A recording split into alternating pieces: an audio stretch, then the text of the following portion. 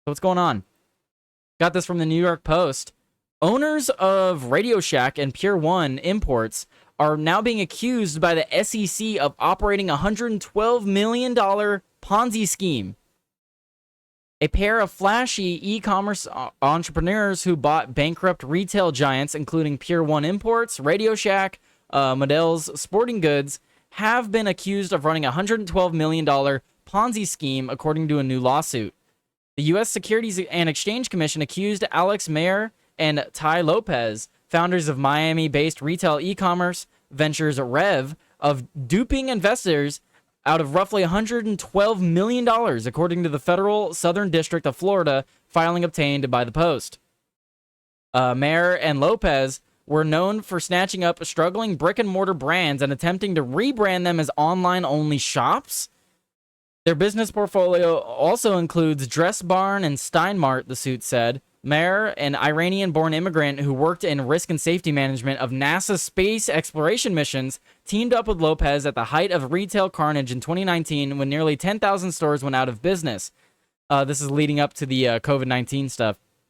So Lopez is a social media influencer who has written several self-help books, including his 67 Steps on How to Become Wealthy that incorporate teachings of powerful and famous people like Bill Gates, Charlie Munger, Peter Drucker, Gandhi, and my personal mentors. Okay. In one of their high-profile deals, Rev acquired Radio Shack in 2020, 3 years later after the chain's second bankruptcy. They also picked up Modell's assets and Pier 1 Imports and an additional 2020 acquisitions of bankrupt companies. The business-savvy pair allegedly made material misrepresentations to hundreds of investors about the brand's performance between 2020 and 2022, including claims that the companies were on fire, the SEC alleged. They also allegedly made bogus promises to prospective investors that money raised for their companies would only be used to fund that specific firm, according to the lawsuit. Contrary to these representations, while some of the Rev retailer brands generated revenue, none generated any profit. Aww. So, yeah, massive difference between revenue and profit, guys. Massive difference. If you don't know the difference, revenue is what the money that the business is bringing in. Profit is the money that you get to keep that doesn't have to go back into the business. So they may have been generating revenue, but they didn't have any profit. Consequently, in order to pay interest, dividends, and maturing note payments, defendants resorted to using a combination of loans from outside lenders, merchant cash advances, money raised from new and existing investors, and transfers from other portfolio companies to cover obligations. The document continued.